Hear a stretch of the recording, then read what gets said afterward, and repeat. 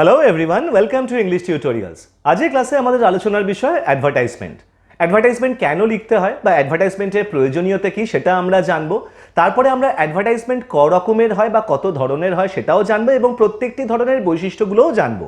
এবং এসেনশিয়ালি আমি তোমাদেরকে প্রথমেই বলতে চাই যে অ্যাডভার্টাইজমেন্টের মধ্যে আজকে কিন্তু আমাদের টপিক ক্লাসিফাইড অ্যাডভার্টাইজমেন্টস, অর্থাৎ যে অ্যাডভার্টাইজমেন্টগুলিকে আমরা নিউজ পেপার অ্যাডভার্টাইজমেন্ট নামে বেশি ভালোভাবে চিনি।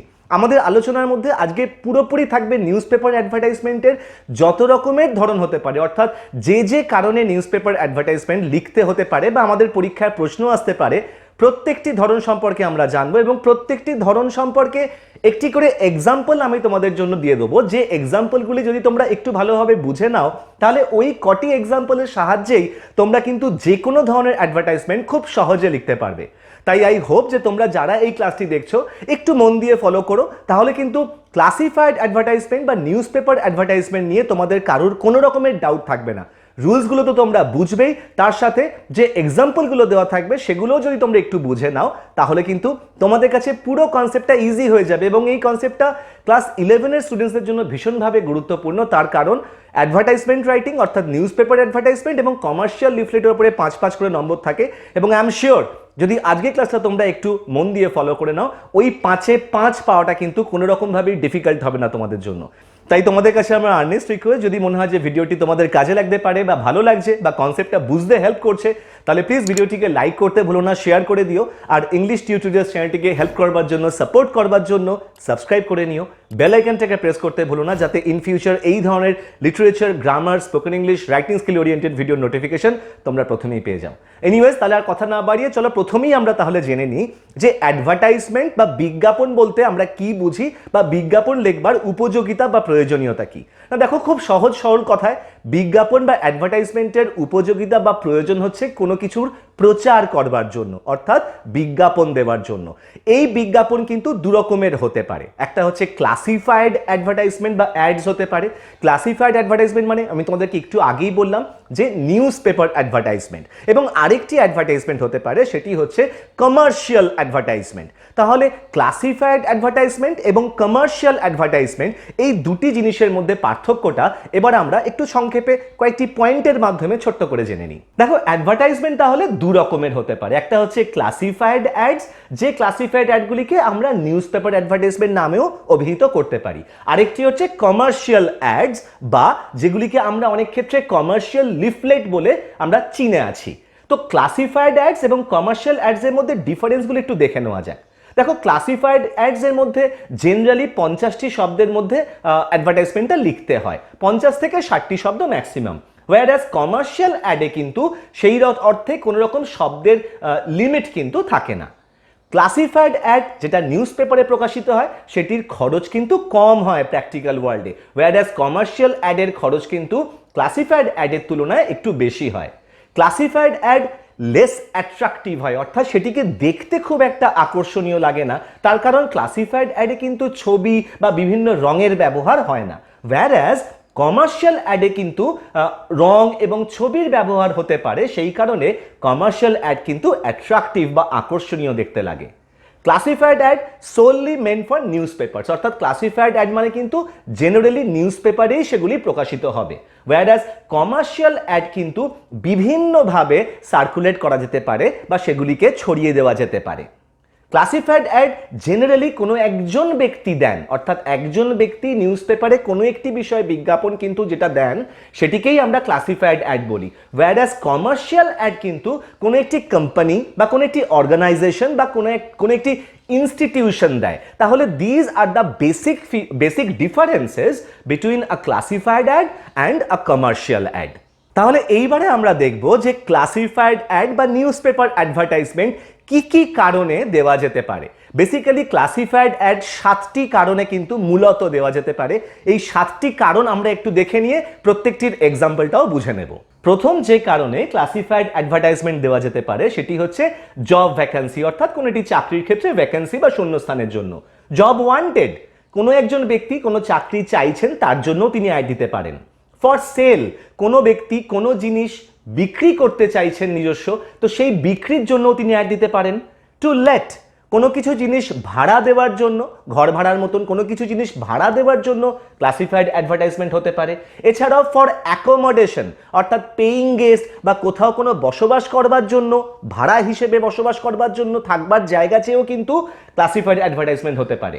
এছাড়াও ম্যাট্রিমোনিয়াল অ্যাডভার্টাইজমেন্ট হতে পারে, অর্থাৎ বিবাহের জন্য অ্যাডভার্টাইজমেন্ট খবরের কাগজে দেওয়া যেতে পারে, বা for a lost or found thing, কোনো ব্যক্তির কোনো একটি বস্তু হারিয়ে গেছে বা কোনো একজন ব্যক্তি অন্য কোনো ব্যক্তির হারিয়ে যাওয়া কোনো বস্তুকে খুঁজে পেয়েছেন, এই দুটি কারণেও কিন্তু খবরের কাগজে বিজ্ঞাপন দেওয়া যেতে পারে। So these are the 7 reasons for which we can write classified advertisements. তাহলে ক্লাসিফাইড অ্যাডভার্টাইজমেন্ট কি কি কারণে লেখা যেতে পারে সেটা তো দেখে নিলাম। এবার তাহলে খুব সংক্ষেপে আমরা এই ধরনের অ্যাডভার্টাইজমেন্ট লিখবার রুল বা নিয়মগুলো একটু দেখে নিই। দেখো, নিউজ পেপার অ্যাডভার্টাইজমেন্টের রাইটিংয়ের ক্ষেত্রে রুল কিন্তু খুব সহজ সরল এবং এই রুলগুলো ফলো করতে কারোরই কোনো অসুবিধা হওয়ার কথা নয়। দেখো, প্রথমেই বলা রয়েছে শর্ট টাইটেল অথবা হেডিং দিতে হবে, অর্থাৎ যে বিষয়ে অ্যাডভার্টাইজমেন্ট দেওয়া হচ্ছে সেই টপিকটার উপর ভিত্তি করে একটি সংক্ষিপ্ত হেডিং বা টাইটেল দিতে হবে। মিনিমাম ওয়ার্ডস অর্থাৎ যত কম সংখ্যক শব্দ ব্যবহার করে পুরো ব্যাপারটা লেখা যায় তত ভালো। ব্র্যাকেটে আমি তাও দিয়ে রেখেছি অ্যাপ্রক্সিমেটলি 50 to 60 ওয়ার্ডস, 50 থেকে 60টি শব্দ। যদি এর কম শব্দেও যদি অ্যাডভার্টাইজমেন্টটা লেখা যাওয়া সম্ভব হয় তাহলে সেটা আরও ভালো, কিন্তু সেক্ষেত্রে খেয়াল রাখতে হবে যে প্রত্যেকটা নেসেসারি ইনফরমেশন যেন সেই অ্যাডভার্টাইজমেন্টের মধ্যে থাকে। এরপরে বলা রয়েছে no need to make a complete sentence. একটি complete grammatically properly constructed sentence লেখবার প্রয়োজন কিন্তু নিউজ পেপার অ্যাডভার্টাইজমেন্ট বা ক্লাসিফাইড অ্যাডসে প্রয়োজন লেখার দরকার হয় না।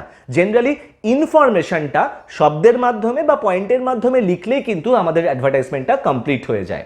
আবার বলা রয়েছে দেখো অনলি দ্য নেসেসারি ইনফরমেশন, অর্থাৎ শুধুমাত্র প্রয়োজনীয় তথ্যগুলো যেন অ্যাডভার্টাইজমেন্টের মধ্যে মেনশনড থাকে এবং contact details must be mention. অনেক ক্ষেত্রেই দেখা যায় স্টুডেন্টসরা পরীক্ষায় পুরো অ্যাডভার্টাইজমেন্টটা হয়তো ঠিক করলো কিন্তু সেখানে কোনো কন্ট্যাক্ট ডিটেল সে দিল না, সেক্ষেত্রে কিন্তু অনেকটা নাম্বার কমে যায়। তাই যে অ্যাডভার্টাইজমেন্টই হোক না কেন সেখানে একটি ইমাজিনারি কাল্পনিক কন্ট্যাক্ট ডিটেল কিন্তু মেনশন করতেই হবে। তাহলে আশা করি রুলগুলো বুঝতে অসুবিধে নেই। তাহলে এইবারে যে 7টি কারণে এই ধরনের ক্লাসিফাইড অ্যাডভার্টাইজমেন্ট বা নিউজ পেপার অ্যাডভার্টাইজমেন্ট আমরা লিখতে পারি সেই কারণগুলিকে নিয়ে একটি একটি করে উদাহরণ আমরা দেখে নেব। প্রত্যেকটি উদাহরণ এমনভাবেই করা রয়েছে যাতে এর সাহায্যে ওই টপিক ওরিয়েন্টেড বা ওই ধরনের যে কোনো অ্যাডভার্টাইজমেন্ট তোমরা খুব সহজেই লিখতে পারো। তাহলে প্রথম যে অ্যাডভার্টাইজমেন্ট আমরা দেখব সেটা জব ভ্যাকেন্সি ওরিয়েন্টেড। দেখো, পুরো অ্যাডভার্টাইজমেন্টটা আমি একটা রেক্ট্যাঙ্গুলার বক্সের মধ্যে রেখেছি। তোমরাও চাইলে পরীক্ষার খাতায় এই রকমভাবে একটা রেক্ট্যাঙ্গুলার বক্সের মধ্যে তোমাদের পুরো অ্যাডভার্টাইজমেন্টটা লিখবে। একটা শর্ট হেডিং দেওয়া রয়েছে, কি দিয়েছি না situation vacant for English teacher, অর্থাৎ কোনো একটি ইনস্টিটিউশন অ্যাডভার্টাইজমেন্ট দিচ্ছে খবরের কাগজে যে তাদের স্কুলে একজন ইংরেজি শিক্ষক বা শিক্ষিকার পদ ফাঁকা আছে হিসেবে। কি লেখা হয়েছে অ্যাডভার্টাইজমেন্টে না wanted an English teacher, permanent post, অর্থাৎ এই যে শিক্ষকের পদ সেটা পার্মানেন্ট থাকবে। কি রকম বা তার কোয়ালিফিকেশন কি চাইছে স্কুল না MA এবং BEd থাকতে হবে, preferably with minimum experience of 5 years in a recognized institution, একটি স্বীকৃতিপ্রাপ্ত ইনস্টিটিউশন বা প্রতিষ্ঠানে মিনিমাম 5 বছর শিক্ষকতা করবার অভিজ্ঞতা থাকতে হবে। Fluency in English is must, ইংরেজি ভাষায় ফ্লুয়েন্সি থাকাটা বাধ্যতামূলক। স্যালারি নেগোশিয়েবল, অর্থাৎ যে মাইনেটা দেওয়া হবে বা স্যালারিটা দেওয়া হবে সেটা নেগোশিয়েবল। এবং contact for walk in interview with all the original certificates and testimonials on 20/8/2021 at 10 AM, এবং সেই ইচ্ছুক ব্যক্তিদেরকে ইন্টারভিউয়ের জন্য কিন্তু কন্ট্যাক্ট করতে বলা হয়েছে যাবতীয় অরিজিনাল সার্টিফিকেট এবং কাগজপত্র নিয়ে 20 তারিখে সকাল 10টার সময়। কোথায় কন্ট্যাক্ট করবে না তার নিচে অ্যাড্রেসটা দেওয়া রয়েছে মেন অ্যাডভার্টাইজমেন্টের নিচে। দেখো, Carmel convent for boys and girls, এটা একটা ইমাজিনারি স্কুলের নাম আমি এখানে মেনশন করেছি। এই স্কুলে যেতে হবে 20 তারিখে 10টার সময়। কার সাথে দেখা করতে হবে না মিস্টার জয়দীপ চ্যাটার্জির সাথে। ফোন নাম্বারটা একটা ইমাজিনারি ফোন নাম্বার নিচে দেওয়া রয়েছে। তাহলে বুঝতে পারলে যে কি করে চাকরির জব ভ্যাকেন্সি ওরিয়েন্টেড অ্যাডভার্টাইজমেন্ট কি করে লিখতে হয়। এক্ষেত্রে যদি ইংলিশ টিচারের জায়গায় যদি অন্য কোনো রকমের পদের চাকরির অফার দিয়ে বিজ্ঞাপন লিখতে হয় তাহলে এই ফরম্যাটটাকে ফলো করলেই তোমরা পারবে। শুধুমাত্র সেখানে ইনফরমেশনটা কিন্তু একটু হলেও চেঞ্জ করতে হবে, তার কারণ সব জায়গায় BEd কিন্তু লাগবে না। টিচিংয়ের জন্য কিন্তু BEd লাগে, কিন্তু যদি কোনো অফিস ক্লার্কের জন্য কোনো পদ চায় বা পোস্ট ফাঁকা আছে বলে চাকরির অ্যাডভার্টাইজমেন্ট দেয়, তাহলে কিন্তু বিএড লাগবে না। তাই সেই অনুযায়ী প্রয়োজন অনুযায়ী কিন্তু তোমাকে কিছু ইনফরমেশন পুট আপ করতে হবে। তাহলে এর পরের অ্যাডভার্টাইজমেন্ট আমরা দেখে নিই, সেটা হচ্ছে জব ওয়ান্টেড, অর্থাৎ কোনো একজন ব্যক্তি ব্যক্তিগতভাবে খবরের কাগজে অ্যাডভার্টাইজমেন্ট দিচ্ছেন, তার একটি চাকরির প্রয়োজন আছে এই হিসেবে। আমি একই রকম ভাবে দিয়েছি, হেডিংটা দিয়েছি কি না, for a job of English teacher. আগেরটা যেমন ছিল, শুধু সেক্ষেত্রে একটু পাল্টে দিয়েছি যাতে তোমাদেরকে আমি খুব ইজিলি বোঝাতে পারি কনসেপ্টটা। এবারে আমি দিয়েছি looking for a job of an English teacher ব্র্যাকেটে MA BEd experience of 8 years in a recognised higher secondary institution. অর্থাৎ যে ব্যক্তি চাকরির জন্য বিজ্ঞাপন দিচ্ছেন তিনি বলছেন যে তিনি একটি ইংরেজি শিক্ষকের চাকরি খুঁজছেন, তার নিজের শিক্ষাগত যোগ্যতা MA এবং BEd এবং একটি রেকগনাইজ অর্থাৎ স্বীকৃতিপ্রাপ্ত হায়ার সেকেন্ডারি স্কুলে তার পড়ানোর অভিজ্ঞতা রয়েছে 8 বছরের। কনভেন্ট এডুকেটেড, অর্থাৎ যে ব্যক্তি অ্যাডভার্টাইজমেন্ট দিচ্ছেন তিনি কনভেন্টে শিক্ষিত, ফ্লুয়েন্ট ইন ইংলিশ, তিনি ইংরেজিতে fluent, no basics of computer, তিনি কম্পিউটারের বেসিক জ্ঞান তার রয়েছে, এবং অ্যান্ড ক্যান হ্যান্ডেল ওয়ার্কলোড, এবং তিনি যাবতীয় ওয়ার্ক প্রেশার বা কাজের লোড কিন্তু তিনি সামলাতে পারেন। তার সাথে সাথে তিনি এও লিখে দিয়েছেন যে স্যালারি নেগোশিয়েবল, অর্থাৎ মাইনের ব্যাপারটা বা স্যালারির ব্যাপারটা নেগোশিয়েবল। তিনি কন্ট্যাক্ট হিসেবে কি নাম্বার দিয়েছেন না, তিনি তার নাম দিয়েছেন মিস্টার জয়দীপ চ্যাটার্জি এবং একটি ফোন নাম্বার দেওয়া রয়েছে। তাহলে এই অ্যাডভার্টাইজমেন্টটা হলো এমন একজন ব্যক্তির জন্য যিনি চাকরি চেয়ে খবরের কাগজে বিজ্ঞাপন দিচ্ছেন। এর পরেরটা আমরা দেখব ফর সেল, অর্থাৎ কোনো কিছু বিক্রি করবার জন্য যখন খবরের কাগজে অ্যাডভার্টাইজমেন্ট দেওয়া হয়। আমি এখানে একটি 2 BHK অ্যাপার্টমেন্ট বা 2 BHK ফ্ল্যাট বিক্রি হবে সেই নিয়ে বিজ্ঞাপন দিয়েছি। এক্ষেত্রে এই ফর সেলের জন্য ফ্ল্যাট হতে পারে, বাড়ি হতে পারে, কোনো জমি হতে পারে, গাড়ি হতে পারে, বাইক হতে পারে, যে কোনো ধরনের জিনিস কিন্তু হতে পারে। ফরম্যাটটা একবার বুঝে নিলে তোমরাও কিন্তু যে কোনো ধরনের অ্যাডভার্টাইজমেন্ট খুব সহজেই লিখতে পারবে। এনিওয়েজ, এটা একটু বুঝে নেওয়া যাক। আমি লিখেছি hardly used 2 BHK apartment on second floor, 940 square feet carpet area, 1 balcony, 2 bathrooms at a prime location of Bansdroni Kolkata is for sale। অর্থাৎ মানে খুব অল্প ব্যবহৃত হওয়া 2 BHK অ্যাপার্টমেন্ট, যে 2 BHK অ্যাপার্টমেন্টটা বিল্ডিং এর সেকেন্ড ফ্লোরে রয়েছে, মাপ দিয়েছি ফ্ল্যাটটার বা অ্যাপার্টমেন্টের, 940 স্কোয়ার ফিট কার্পেট এরিয়া রয়েছে সেই ফ্ল্যাটে, একটি ব্যালকনি রয়েছে, বারান্দা রয়েছে, 2টি বাথরুম রয়েছে, এবং এই ফ্ল্যাটটি বা অ্যাপার্টমেন্টটা কোথায় রয়েছে না একদম প্রাইম লোকেশন অফ বাঁশদ্রোণী, কলকাতার বাঁশদ্রোণী নামক জায়গার প্রাইম লোকেশনে রয়েছে, এবং এই ফ্ল্যাটটি বিক্রি হবে। এছাড়াও আমি আরো কিছু ইনফরমেশন পুট আপ করেছি এই অ্যাডভার্টাইজমেন্টে। কি লিখেছি না 24 hour water, electric and security available with car parking, অর্থাৎ এই ফ্ল্যাটে কিন্তু 24 ঘন্টা জল, বিদ্যুৎ এবং সিকিউরিটি উপস্থিত রয়েছে, তার সাথে সাথে এই ফ্ল্যাটের সাথে একটি কার পার্কিং এর জায়গাও পাওয়া যাবে। অল দি অ্যামেনিটিজ অ্যাভেলেবল, যাবতীয় অন্যান্য সুযোগ সুবিধা কিন্তু এই ফ্ল্যাটটিতে অ্যাভেলেবল রয়েছে। মেনটেনেন্স ভেরি লো, যে কোনো অ্যাপার্টমেন্ট বা ফ্ল্যাটের একটা মেনটেনেন্স কস্ট থাকে, সেই মেনটেনেন্স কস্টটা এই ফ্ল্যাটটির জন্য খুব কম। For price and more details contact, এবার দামের জন্য বা অন্যান্য তথ্যের জন্য কন্ট্যাক্ট করতে বলা হয়ে রয়েছে মিস্টার জয়দীপ চ্যাটার্জিকে ওই একই নাম্বার দিয়ে। এরপরে আমরা দেখব টু লেট, অর্থাৎ ভাড়া দেওয়ার জন্য যখন কোনো অ্যাডভার্টাইজমেন্ট দেওয়া হয়। এবার দেখো আমি হেডিংটা পাল্টে দিয়েছি 2 BHK ফর রেন্ট, অর্থাৎ 2 BHK অ্যাপার্টমেন্ট ভাড়ায় দেওয়া হবে। Hardly used 2 BHK apartment on second floor, 940 square feet carpet area, 1 balcony, 2 bathrooms at a prime location of Bansdroni Kolkata is for rent লেখা রয়েছে। আগেরটাই লিখেছিলাম is for sale, বিক্রির জন্য, কিন্তু এবার আমি বিক্রি করছি না, এবার আমি ভাড়া দিচ্ছি, তাই লিখেছি is for rent। বাকি সমস্ত ইনফরমেশন কিন্তু সেমই রাখা রয়েছে। তাহলে দেখো ভাড়া দেওয়া এবং বিক্রি করা ফ্ল্যাটের ক্ষেত্রে কিন্তু অলমোস্ট সেম কথা, শুধুমাত্র সেলের জায়গায় রেন্ট বসালেই কিন্তু আমাদের অ্যাডভার্টাইজমেন্টটা রেডি হয়ে গেল। এরপরে দেখব ফর অ্যাকোমোডেশন অথবা পেইং গেস্টের জন্য, অর্থাৎ কোনো একজন ব্যক্তি ভাড়া চাইছেন, তিনি কিরকম ভাবে অ্যাডভার্টাইজমেন্ট দেবেন, বা তিনি পেইং গেস্ট হতে চাইছেন সেক্ষেত্রেও বা তিনি কিরকম ভাবে অ্যাডভার্টাইজমেন্ট দেবেন। তাহলে এইবার দেখো হেডিংটা আমি কি দিয়েছি না 2 BHK ওয়ান্টেড অন রেন্ট, অর্থাৎ ভাড়া নিয়ে 2 BHK অ্যাপার্টমেন্ট প্রয়োজন। কি লেখা রয়েছে না urgently need a 2 BHK apartment, খুব তাড়াতাড়ি একটি 2 BHK অ্যাপার্টমেন্ট বা আর্জেন্টলি খুব প্রয়োজন।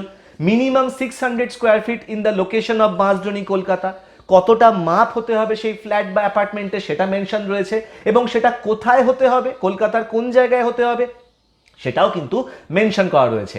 এই ফ্ল্যাটটি কে ভাড়া চাইছে বা কারা থাকবে সেটা লেখা রয়েছে for rent for a family of 3, অর্থাৎ 3 জনের একটি ছোট্ট পরিবারের জন্য এই ফ্ল্যাটটি প্রয়োজন ভাড়া হিসেবে।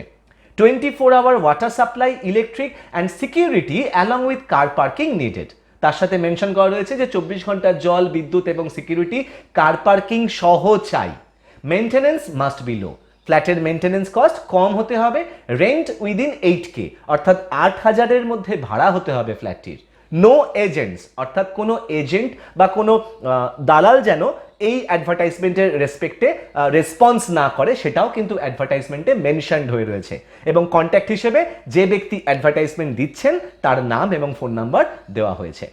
এরপরে আমরা দেখব ম্যাট্রিমোনিয়াল অ্যাডভার্টাইজমেন্ট, অর্থাৎ খবরের কাগজে যে বিয়ের অ্যাডভার্টাইজমেন্টগুলি দেয়। সম্পূর্ণভাবে আমি একটি ইমাজিনারি একটি অ্যাডভার্টাইজমেন্ট লিখেছি শুধুমাত্র তোমাদেরকে ব্যাপারটিকে বা কনসেপ্টটিকে বোঝানোর জন্য।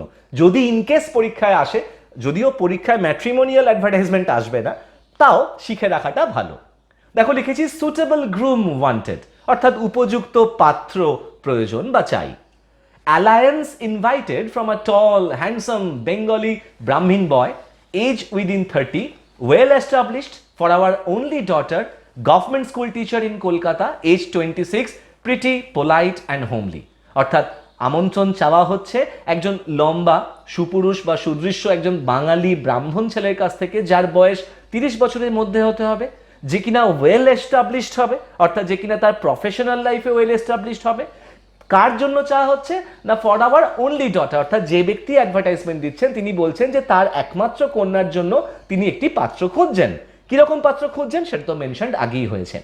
যে পাত্রী অর্থাৎ যার জন্য পাত্র খোঁজা হচ্ছে সেই মেয়েটি কিন্তু government school teacher in Kolkata, তিনি সেই কলকাতা একটি স্কুলের গভর্নমেন্ট স্কুলের একজন টিচার। তার বয়স 26, দেখতে সুন্দর, বিনম্র এবং ঘরোয়া। নোজ সিঙ্গিং অ্যান্ড কুকিং, সেই মেয়েটি গান জানে, রান্নাবান্না জানে।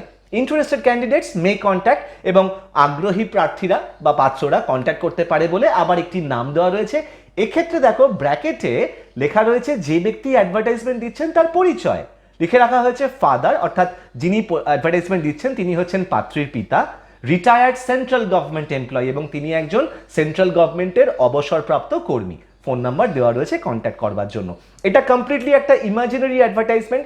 এই ধরনের অ্যাডভার্টাইজমেন্ট তোমরা যে কোনো খবরের কাগজের ম্যাট্রিমোনিয়াল সেকশনে কিন্তু খুব কমনলি দেখতে পাবে, সেই হিসেবেই এটি কিন্তু এখানে দেওয়া হয়ে রয়েছে। এরপরে আমরা দেখব ফর আ লস্ট থিং, অর্থাৎ কোনো বস্তু বা কারোর কোনো জিনিস যদি এখন হারিয়ে যায় তখন কিরকমভাবে অ্যাডভার্টাইজমেন্ট লিখতে হয়। আমি লিখেছি দেখো bag with important documents lost, heading হিসেবে, অর্থাৎ একটা ব্যাগ যার মধ্যে খুব ইম্পর্টেন্ট ডকুমেন্ট ছিল হারিয়ে গেছে। কি লিখেছি না, recently lost my blue colour sky bag while travelling to Barasat from Baripur, যে সাম্প্রতিককালে আমি একটি নীল রঙের স্কাই ব্যাগ হারিয়ে ফেলেছি বারিপুর থেকে বারাসাত যাওয়ার সময়, প্রবাবলি ইন দ্য বাস, সম্ভবত বাসেতে, বলে একটা কাল্পনিক বাসের নাম্বার আমি ব্র্যাকেটে দিয়েছি। ইট হ্যাড 2000 ইন ক্যাশ, ব্যাগের মধ্যে 2000 টাকা ক্যাশ ছিল। ভোটার আইডি ছিল বলে ভোটার আইডি একটা কাল্পনিক নাম্বার দিয়ে দিয়েছি আমি। প্যান কার্ড ছিল, প্যান কার্ডের একটা কাল্পনিক নাম্বার দিয়েছি। And various medical documents and bills, এবং এছাড়াও সেই ব্যাগে অনেক দরকারি চিকিৎসা সংক্রান্ত কাগজপত্র বা বিল ছিল। If found kindly return to the person mention below, যদি কেউ এই ব্যাগটি খুঁজে পেয়ে থাকে তাহলে দয়া করে নিচে উল্লেখ করা ব্যক্তির সাথে যেন সে যেন যোগাযোগ করে সেটা বলা রয়েছে, অথবা to the nearest police station, বা যে ব্যক্তি ব্যাগটি পাবে সে কাছাকাছি কোনো পুলিশ স্টেশনেও যোগাযোগ করতে পারে। রিওয়ার্ড 5000, এবং যে ব্যক্তি এই ব্যাগটি ফেরত দেবে তাকে পুরস্কার হিসেবে 5000 টাকা নগদ দেওয়া হবে বলে ওয়ান সেকেন্ড কন্ট্যাক্ট ডিটেলস দেওয়া রয়েছে। এবার তাহলে আমরা দেখব যে একজন ব্যক্তি যখন কোনো একটি জিনিস খুঁজে পান সেই জিনিসটিকে ফেরত দেওয়ার জন্য তিনি কিরকম ভাবে খবরের কাগজে অ্যাডভার্টাইজমেন্ট দিতে পারেন। হেডিং কি দিয়েছি না, bag with important documents found, অর্থাৎ গুরুত্বপূর্ণ কাগজপত্র সমেত একটি ব্যাগ খুঁজে পাওয়া গেছে। আগের অ্যাডভার্টাইজমেন্টের হেডিং ছিল লস্ট, এবার কিন্তু ফাউন্ড। তারপরে দেখো একই রকমের বয়ান আমি রেখেছি, ল্যাঙ্গুয়েজ একদমই প্রায় সেম রয়েছে, শুধু লস্টের জায়গায় ফাউন্ড দেওয়া রয়েছে। এবার voter ID, PAN, various card, various documents, bill, যা যা আগেরটায় ছিল সব কিছু মেনশন হয়ে রয়েছে। এবার লাস্টে খালি গিয়ে একটুখানি পাল্টে যাচ্ছে ব্যাপারটা, লিখেছি কি না kindly contact the person mention below to take it back with proof, অর্থাৎ নিম্নলিখিত যে ব্যক্তির উল্লেখ রয়েছে এই অ্যাডভার্টাইজমেন্টে সেই ব্যক্তির সঙ্গে দয়া করে যোগাযোগ করতে বলা হচ্ছে ব্যক্তিকে ফেরত নেওয়ার জন্য উপযুক্ত প্রমাণ দিয়ে। বলে 1 সেকেন্ড আবার সেই একজন ব্যক্তির নাম এবং তার কন্ট্যাক্ট নাম্বারটা দিয়ে দিয়েছি। তাহলে আশা করি যে নিউজ পেপার অ্যাডভার্টাইজমেন্ট নিয়ে তোমাদের আর কারোর কোনো রকমের প্রবলেম নেই, এবং যে যে এক্সাম্পলগুলিকে নিয়ে আজকে আমরা আমাদের ক্লাসে আলোচনা করলাম সেই এক্সাম্পলগুলির সাহায্যে তোমাদের পরীক্ষায় যেরকমভাবেই অ্যাডভার্টাইজমেন্ট লিখতে দিক না কেন ওই এক্সাম্পলগুলির সাহায্যে তোমরা খুব সহজেই যে কোনো ধরনের অ্যাডভার্টাইজমেন্ট লিখতে পারবে।